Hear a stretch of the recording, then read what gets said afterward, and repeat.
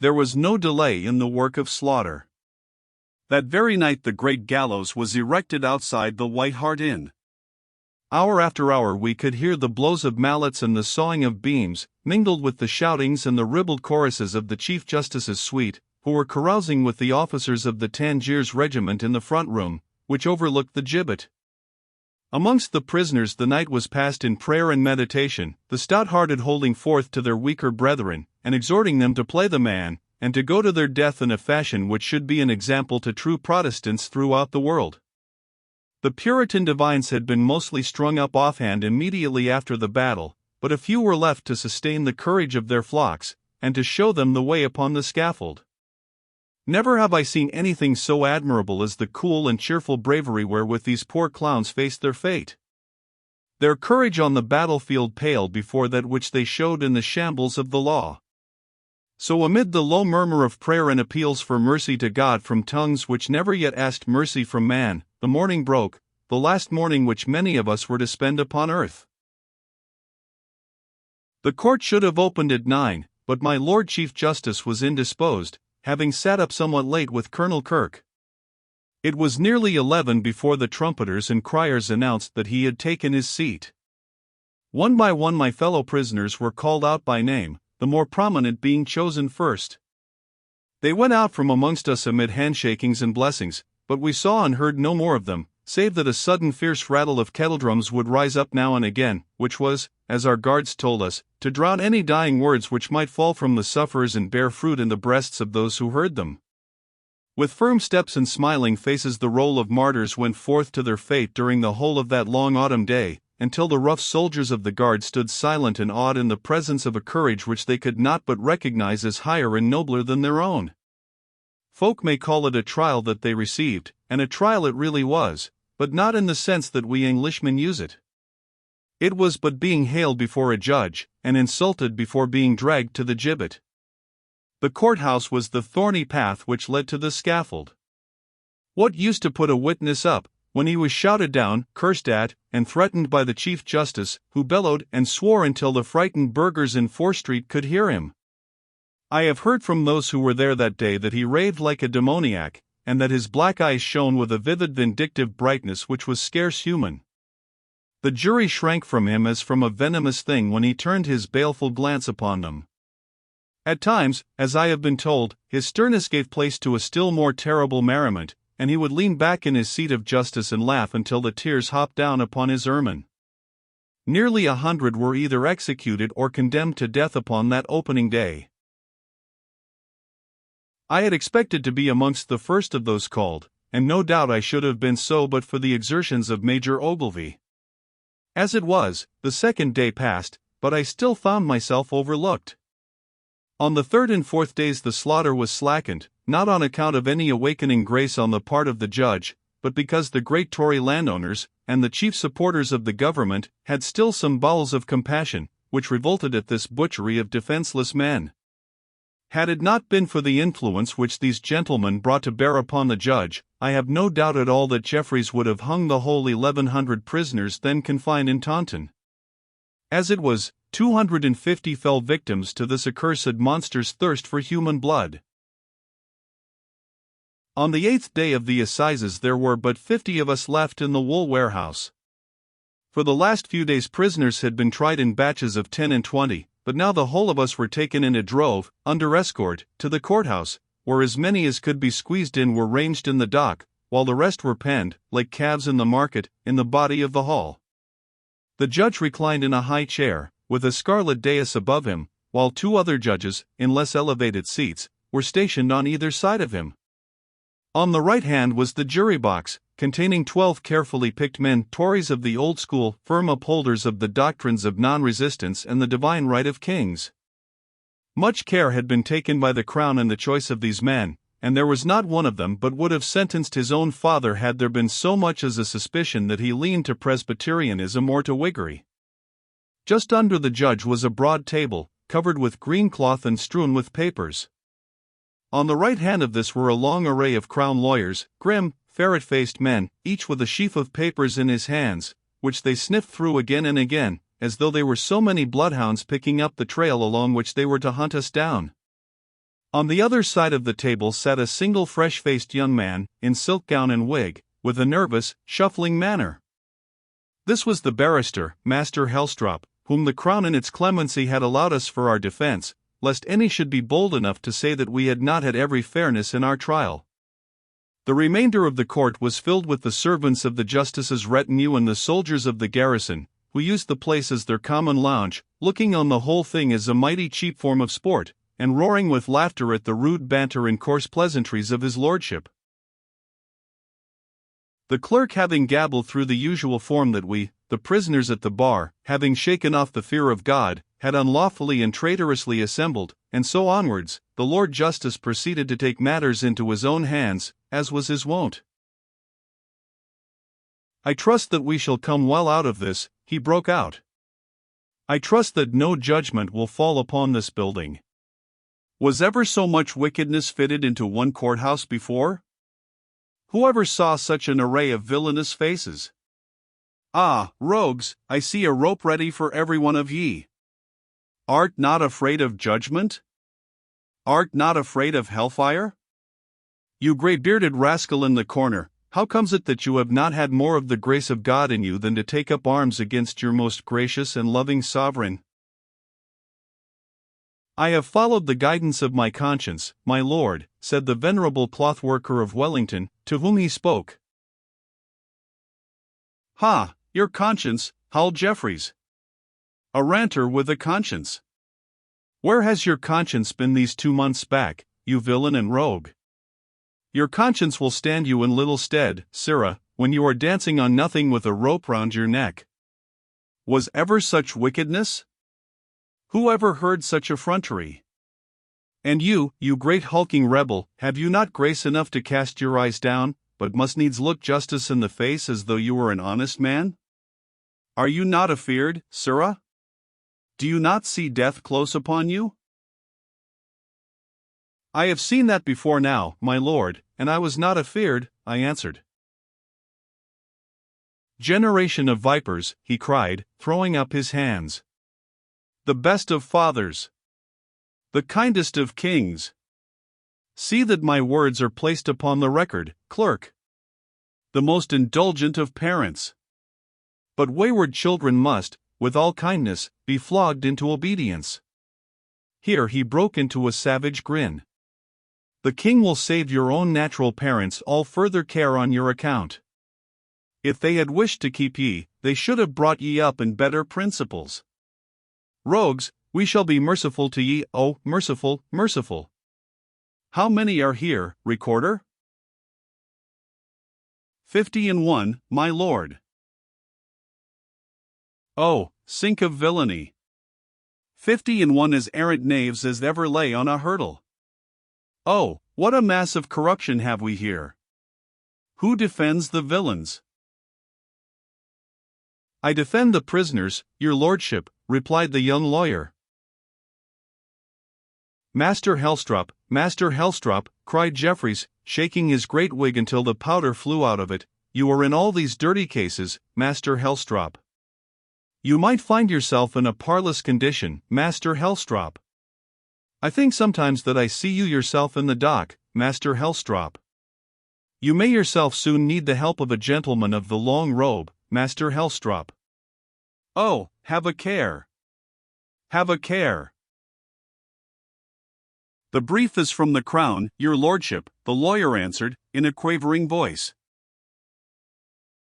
"Must I be answered back, then?" roared Jeffreys, his black eyes blazing with the rage of a demon.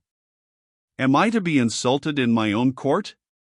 Is every 5-groat piece of a pleader, because he chanced to have a wig and a gown, to browbeat the Lord Justice, and to fly in the face of the ruling of the court? Oh, Master Helstrop, I fear that I shall live to see some evil come upon you." "I crave your lordship's pardon," cried the faint-hearted barrister, with his face the color of his brief. "Keep a guard upon your words and upon your actions?" Jeffreys answered, in a menacing voice. "See that you are not too zealous in the cause of the scum of the earth. How now, then? What do these 51 villains desire to say for themselves? What is their lie? Gentlemen of the jury, I beg that ye will take particular notice of the cutthroat faces of these men. 'Tis well that Colonel Kirke hath afforded the court a sufficient guard, for neither justice nor the church is safe at their hands. 40 of them desire to plead guilty to the charge of taking up arms against the king, replied our barrister. Ah, roared the judge. Was ever such unparalleled impudence? Was there ever such brazen effrontery? Guilty, quotha! Have they expressed their repentance for this sin against a most kind and long-suffering monarch? Put down those words on the record, clerk. They have refused to express repentance, your lordship, replied the counsel for the defense. Oh, the parricides! Oh, the shameless rogues, cried the judge. Put the 40 together on this side of the enclosure. Oh, gentlemen, have ye ever seen such a concentration of vice? See how baseness and wickedness can stand with head erect. Oh, hardened monsters! But the other 11. How can they expect us to believe this transparent falsehood, this palpable device? How can they foist it upon the court? My lord, their defense hath not yet been advanced, stammered Master Helstrop. I can sniff a lie before it is uttered, roared the judge, by no means abashed. I can read it as quick as ye can think it. Come, come, the court's time is precious. Put forward a defense, or seat yourself, and let judgment be passed. These men, my lord, said the counsel, who was trembling until the parchment rattled in his hand. These 11 men, my lord. 11 devils, my lord, interrupted Jeffreys. They are innocent peasants, my lord, who love God and the king, and have in no wise mingled themselves in this recent business. They have been dragged from their homes, my lord, not because there was suspicion against them, but because they could not satisfy the greed of certain common soldiers who were balked of plunder in. Oh, shame, shame, cried Jeffreys, in a voice of thunder. Oh, threefold shame, Master Helstrop. Are you not content with bolstering up rebels, but you must go out of your way to slander the king's troops? What is this world coming to? What, in a word, is the defense of these rogues? An alibi, your lordship. Ha! The common plea of every scoundrel. Have they witnesses? We have here a list of 40 witnesses, your lordship. They are waiting below, many of them having come great distances, and with much toil and trouble. Who are they? What are they? Cried Jeffreys. They are country folk, your lordship. Cottagers and farmers, the neighbors of these poor men, who knew them well, and can speak as to their doings. Cottagers and farmers, the judge shouted. Why, then, they are drawn from the very class from which these men come. Would you have us believe the oath of those who are themselves Whigs, Presbyterians, Somersetshire ranters, the pothouse companions of the men whom we are trying? I warrant they have arranged it all snugly over their beer, snugly, the rogues. Will you not hear the witnesses, your lordship, cried our counsel, shamed into some little sense of manhood by this outrage. Not a word from them, sirrah, said Jeffreys. It is a question whether my duty towards my kind master the king, write down kind master, clerk, doth not warrant me in placing all your witnesses in the dock as the aiders and abettors of treason. If it please your lordship, cried one of the prisoners, I have for witnesses Mr. Johnson, of Netherstowe, who is a good Tory, and also Mr. Shepperton, the clergyman. The more shame to them to appear in such a cause, replied Jeffreys. What are we to say, gentlemen of the jury, when we see county gentry and the clergy of the established church supporting treason and rebellion in this fashion? Surely the last days are at hand. You are a most malignant and dangerous Whig to have so far drawn them from their duty. But hear me, my lord, cried one of the prisoners. "Hear you, you bellowing calf," shouted the judge. "We can hear naught else. Do you think that you are back in your conventicle, that you should dare to raise your voice in such a fashion?" "Hear you, quotha? We shall hear you at the end of a rope, ere many days." "We scarce think, your lordship," said one of the crown lawyers, springing to his feet amid a great rustling of papers, "we scarce think that it is necessary for the crown to state any case. We have already heard the whole tale of this most damnable and execrable attempt many times over. The men in the dock before your lordship have for the most part confessed to their guilt, and of those who hold out there is not one who has given us any reason to believe that he is innocent of the foul crime laid to his charge. The gentlemen of the long robe are therefore unanimously of opinion that the jury may at once be required to pronounce a single verdict upon the whole of the prisoners." "Which is?" asked Jeffreys, glancing round at the foreman. "Guilty, your lordship," said he, with a grin, while his brother jurymen nodded their heads and laughed to one another. Of course. "Guilty as Judas Iscariot," cried the judge, looking down with exultant eyes at the throng of peasants and burghers before him. "Move them a little forwards, ushers, that I may see them to more advantage. Oh, ye cunning ones! Are ye not taken? Are ye not compassed around? Where now can ye fly? Do ye not see hell opening at your feet? Are ye not afraid? Oh, short shall be your shrift." The very devil seemed to be in the man, for as he spoke he writhed with unholy laughter, and drummed his hand upon the red cushion in front of him. I glanced round at my companions, but their faces were all as though they had been chiseled out of marble. If he had hoped to see a moist eye or a quivering lip, the satisfaction was denied him. "Had I my way," said he, "there is not one of ye but should swing for it. Aye, and if I had my way, some of those whose stomachs are too nice for this work, and who profess to serve the king with their lips while they intercede for his worst enemies, should themselves have cause to remember Taunton assizes. Oh, most ungrateful rebels! Have ye not heard how your most soft-hearted and compassionate monarch, the best of men, put it down in the record, Clerk, on the intercession of that great and charitable statesman, Lord Sunderland, mark it down, Clerk, hath had pity on ye? Hath it not melted ye? Hath it not made ye loathe yourselves? I declare, when I think of it," here, with a sudden catching of the breath, he burst out sobbing, the tears running down his cheeks, "when I think of it, the Christian forbearance, the ineffable mercy, it doth bring forcibly to my mind that great Judge before whom all of us, even I, shall one day have to render an account. Shall I repeat it, Clerk, or have you it down?" "I have it down, your lordship." "Then write sobs in the margin.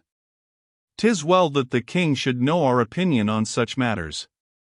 Know, then, you most traitorous and unnatural rebels, that this good father whom ye have spurned has stepped in between yourselves and the laws which ye have offended.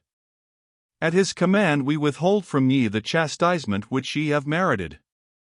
If he can indeed pray, and if your soul-cursing conventicles have not driven all grace out of ye, drop on your knees and offer up thanks when I tell ye that he hath ordained that ye shall all have a free pardon." Here the judge rose from his seat as though about to descend from the tribunal, and we gazed upon each other in the utmost astonishment at this most unlooked-for end to the trial. The soldiers and lawyers were equally amazed, while a hum of joy and applause rose up from the few country folk who had dared to venture within the accursed precincts. "This pardon, however," continued Jeffreys, turning round with a malicious smile upon his face, "is coupled with certain conditions and limitations. Ye shall all be removed from here to Poole, in chains, where ye shall find a vessel awaiting ye. With others ye shall be stowed away in the hold of the said vessel, and conveyed at the king's expense to the plantations, there to be sold as slaves. God send ye masters who will know by the free use of wood and leather to soften your stubborn thoughts and incline your mind to better things." He was again about to withdraw, when one of the crown lawyers whispered something across to him. "Well thought of, cuz," cried the judge. "I had forgot. Bring back the prisoners, ushers. Perhaps ye think that by the plantations I mean His Majesty's American dominions. Unhappily, there are too many of your breed in that part already. Ye would fall among friends who might strengthen ye in your evil courses, and so risk your salvation. To send ye there would be to add one brand to another and yet hope to put out the fire. By the plantations, therefore, I mean Barbados and the Indies, where ye shall live with the other slaves, whose skins may be blacker than yours, but I dare warrant that their souls are more white. With this concluding speech the trial ended, and we were led back through the crowded streets to the prison from which we had been brought. On either side of the street, as we passed, we could see the limbs of former companions dangling in the wind, and their heads grinning at us from the tops of poles and pikes. No savage country in the heart of heathen Africa could have presented a more dreadful sight than did the old English town of Taunton when Jeffreys and Kirke had the ordering of it.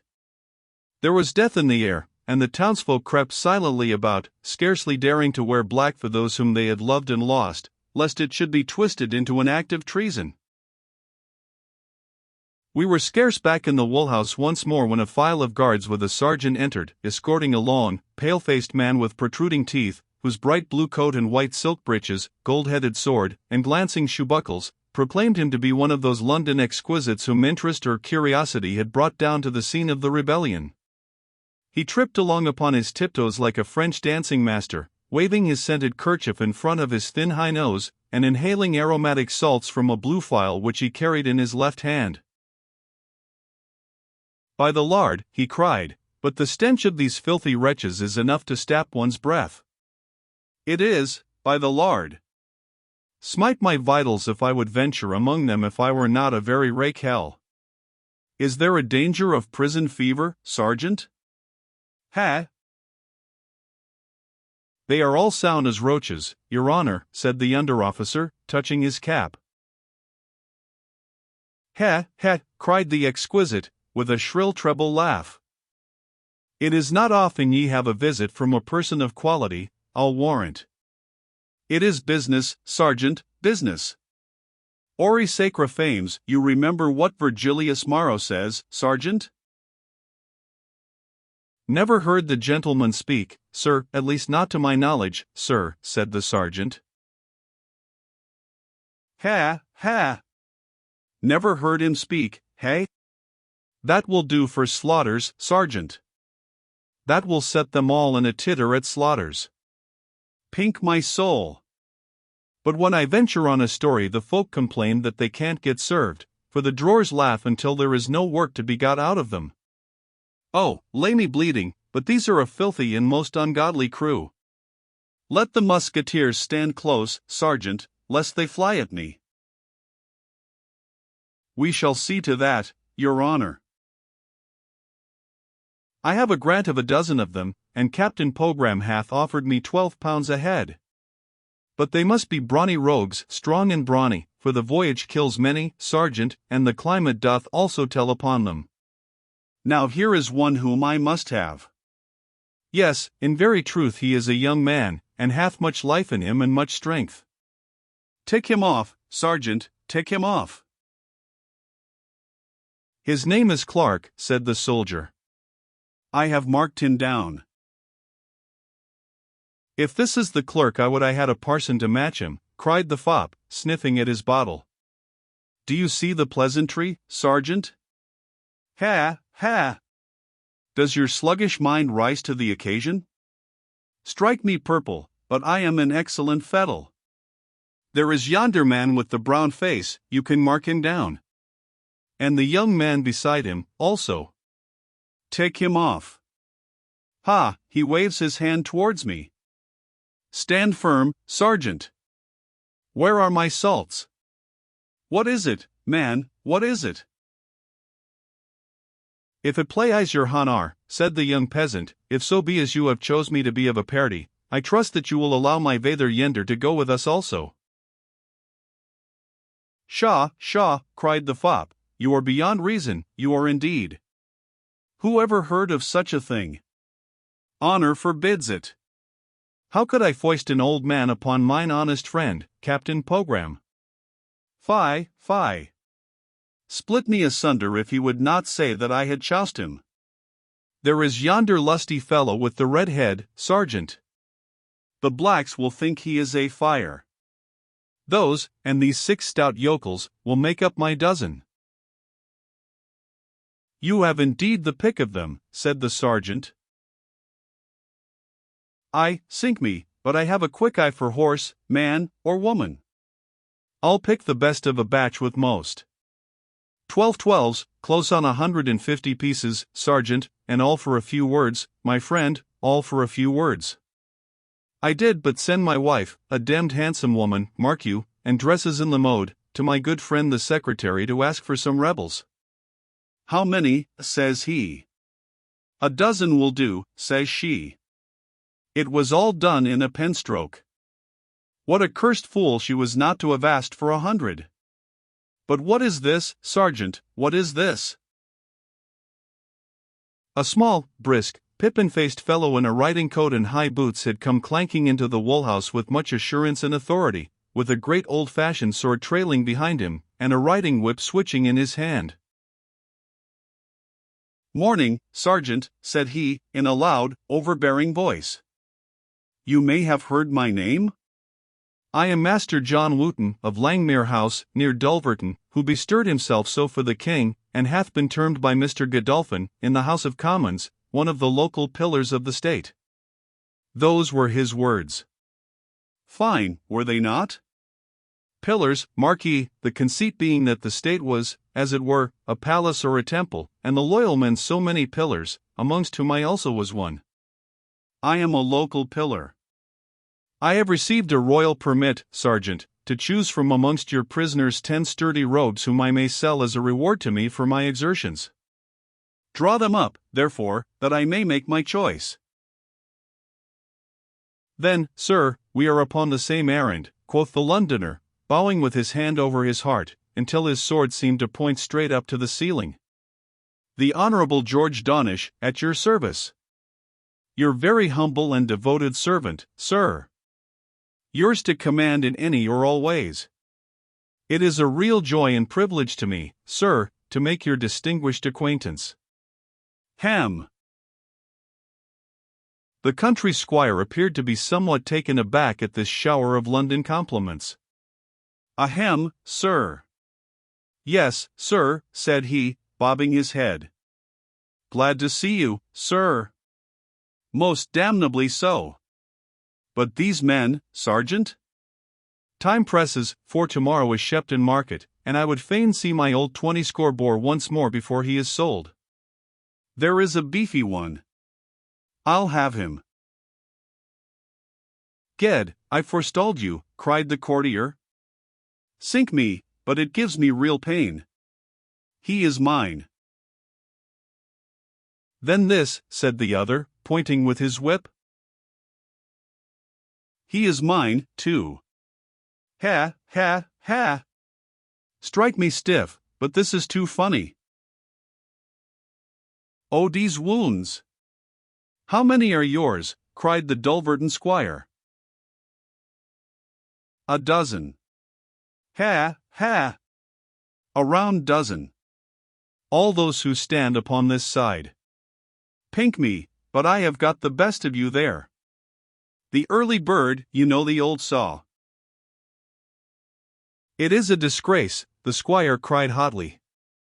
A shame and a disgrace. We must needs fight for the king and risk our skins, and then when all is done, down come a drove of lackeys in waiting, and snap up the pickings before their betters are served. Lackeys in waiting, sir, shrieked the exquisite. 'Sdeath, sir. This toucheth mine honour very nearly. I have seen blood flow, yes, sir, and wounds gape on less provocation. Retract, sir, retract. Away, you clothespole, cried the other contemptuously. You are come like the other birds of carrion when the fight is o'er. Have you been named in full Parliament? Are you a local pillar? Away, away, you tailor's dummy. You insolent clodhopper, cried the fop. You most foul-mouthed bumpkin. The only local pillar that you have ever deserved to make acquaintance with is the whipping post. "Ha, sergeant," he lays his hand upon his sword. "Stop him, sergeant, stop him, or I may do him an injury." "Nay, gentlemen," cried the under-officer. "This quarrel must not continue here. We must have no brawling within the prison.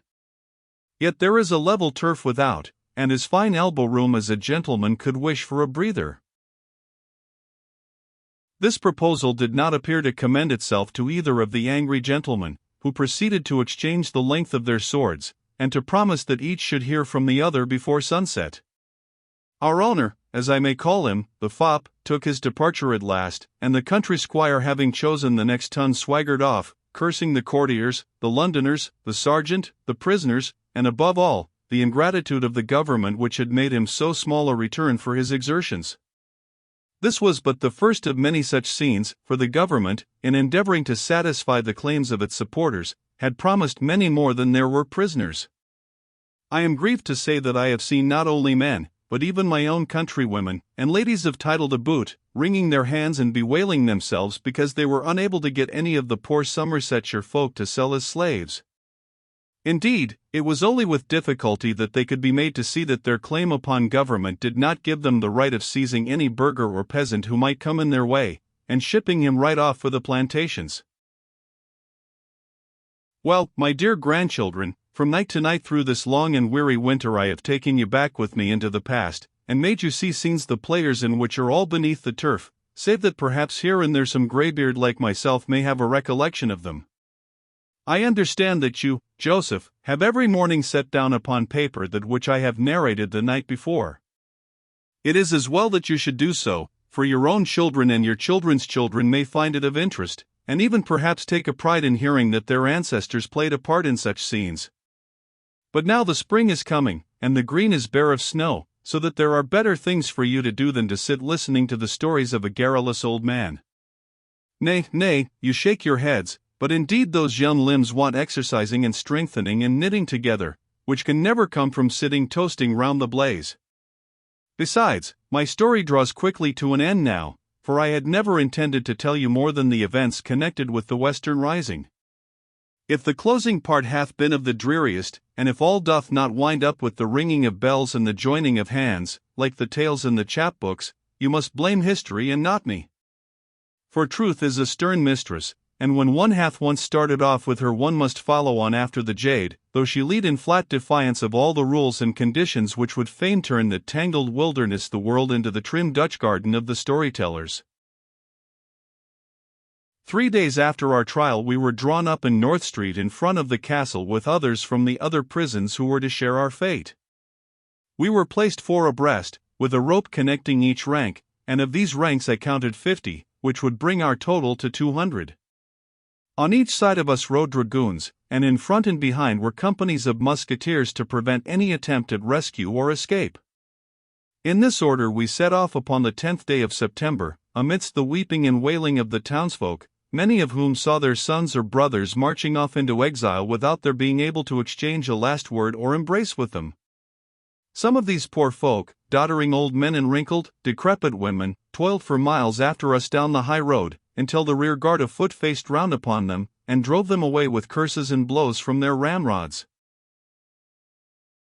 That day we made our way through Yeovil and Sherburn, and on the morrow proceeded over the North Downs as far as Blandford, where we were penned together like cattle and left for the night. On the 3rd day we resumed our march through Vimborne and a line of pretty Dorsetshire villages, the last English villages which most of us were destined to see for many a long year to come. Late in the afternoon the spars and rigging of the shipping in Poole Harbour rose up before us, and in another hour we had descended the steep and craggy path which leads to the town. Here we were drawn up upon the quay opposite the broad-decked, heavy-sparred brig which was destined to carry us into slavery. Through all this march we met with the greatest kindness from the common people, who flocked out from their cottages with fruit and with milk, which they divided amongst us. At other places, at the risk of their lives, dissenting ministers came forth and stood by the wayside, blessing us as we passed, in spite of the rough jeers and oaths of the soldiers. We were marched aboard and led below by the mate of the vessel, a tall red-faced seaman with earrings in his ears, while the captain stood on the poop with his legs apart and a pipe in his mouth, checking us off one by means of a list which he held in his hand. As he looked at the sturdy build and rustic health of the peasants, which even their long confinement had been unable to break down, his eyes glistened, and he rubbed his big red hands together with delight. "Show them down, Jem," he kept shouting to the mate. "Stow them safe, Jem. There's lodgings for a duchess down there, as help me, there's lodgings for a duchess. Pack 'em away." One by one we passed before the delighted captain, and down the steep ladder which led into the hold. Here we were led along a narrow passage, on either side of which opened the stalls which were prepared for us. As each man came opposite to the one set aside for him, he was thrown into it by the brawny mate, and fastened down with anklets of iron by the seaman armorer in attendance. It was dark before we were all secured, but the captain came round with a lantern to satisfy himself that all his property was really safe. I could hear the mate and him reckoning the value of each prisoner, and counting what he would fetch in the Barbados market. "Have you served out their fodder, Jem?" he asked, flashing his light into each stall in turn. "Have you seen that they had their rations?" "A rye bread loaf and a pint o' water," answered the mate. "Fit for a duchess, as help me," cried the captain. "Look to this one, Jem. He is a lusty rogue. Look to his great hands. He might work for years in the rice swamps ere the land crabs have the picking of him. Aye, we'll have smart bidding amid the settlers for this lot. Cod, captain, but you have made a bargain of it. Oh, D's bud. You have done these London fools to some purpose." "What is this?" roared the captain. "Here is one who hath not touched his allowance. How now, sirrah, art too dainty in the stomach to eat what your betters have eaten before you?" "I have no heart for food, Zur," the prisoner answered. "What, you must have your whims and fancies. You must pick and you must choose. I tell you, sirrah, that you are mine, body and soul. 12 good pieces I paid for you, and now, forsooth, I am to be told that you will not eat. Turn to it at this instant, you saucy rogue, or I shall have you triced to the triangles." "Here is another," said the mate, "who sits ever with his head sunk upon his breast without spirit or life." "Mutinous, obstinate dog," cried the captain. "What ails you then? Why have you a face like an underwriter in a tempest?" "If it plaise you, Zur," the prisoner answered, "I do but think o' old mother at Wellington, and wonder who will cape her now that I am gone." "And what is that to me?" shouted the brutal seaman. "How can you arrive at your journey's end sound and hearty if you sit like a sick fowl upon a perch? Laugh, man, and be merry, or I will give you something to weep for. Out on you, you chicken-hearted swab, to sulk and fret like a babe new-weaned. Have you not all that heart could desire? Give him a touch with the rope's end, Jem, if ever you do observe him fretting. It is but to spite us that he doth it." "If it please your honor," said a seaman, coming hurriedly down from the deck, "there is a stranger upon the poop who will have speech with your honor." "What manner of man, sirrah?" "Surely he is a person of quality, your honor. He is as free wi' his words as though he were the captain o' the ship. The boatswain did but jog against him, and he swore so wonderly at him and stared at him so, why e'en like a tiger cat, that Job Harrison says we have shipped the devil himsel. The men don't like the look of him, your honor." "Who the plague can this spark be?" said the skipper. "Go on deck, Jem, and tell him that I am counting my livestock, and that I shall be with him anon." "Nay, your honor. There will trouble come of it unless you come up. He swears that he will not bear to be put off, and that he must see you on the instant." "Curse his blood, whoever he be," growled the seaman. "Every cock on his own dunghill. What doth the rogue mean? Were he the Lord High Privy Seal, I would have him to know that I am lord of my own quarter-deck. So saying, with many snorts of indignation, the mate and the captain withdrew together up the ladder, banging the heavy hatchways down as they passed through. A single oil lamp swinging from a beam in the center of the gangway which led between the rows of cells was the only light which was vouchsafed us. By its yellow, murky glimmer we could dimly see the great wooden ribs of the vessel, arching up on either side of us, and crossed by the huge beams which held the deck. A grievous stench from foul bilge water poisoned the close, heavy air. Every now and then, with a squeak and a clutter, a rat would dart across the little zone of light and vanish in the gloom upon the further side. Heavy breathing all round me showed that my companions, wearied out by their journey and their sufferings, had dropped into a slumber. From time to time one could hear the dismal clank of fetters, and the starting and catching of the breath, as some poor peasant, fresh from dreams of his humble homestead amid the groves of the Mendips, awoke of a sudden to see the great wooden coffin around him, and to breathe the venomous air of the prison ship. I lay long awake full of thought both for myself and for the poor souls around me. At last, however, the measured swash of the water against the side of the vessel and the slight rise and fall had lulled me into a sleep, from which I was suddenly aroused by the flashing of a light in my eyes. Sitting up, I found several sailors gathered about me, and a tall man with a black cloak swathed round him swinging a lantern over me. "That is the man," he said. "Come, mate, you are to come on deck," said the seaman armorer.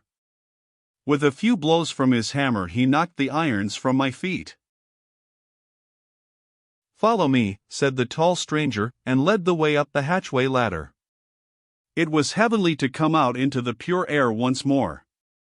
The stars were shining brightly overhead. A fresh breeze blew from the shore, and hummed a pleasant tune among the cordage. Close beside us the lights of the town gleamed yellow and cheery. Beyond, the moon was peeping over the Bournemouth hills. "This way, sir," said the sailor, "right aft into the cabin, sir." Still following my guide, I found myself in the low cabin of the brig. A square shining table stood in the center, with a bright swinging lamp above it. At the further end in the glare of the light sat the captain, his face shining with greed and expectation.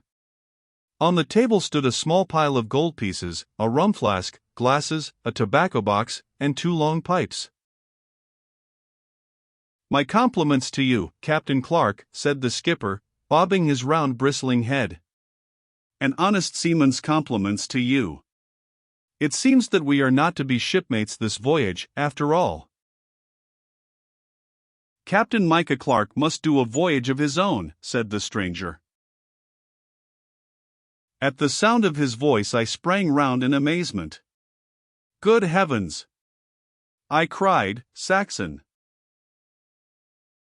"You have nicked it," said he, throwing down his mantle and showing the well-known face and figure of the soldier of fortune.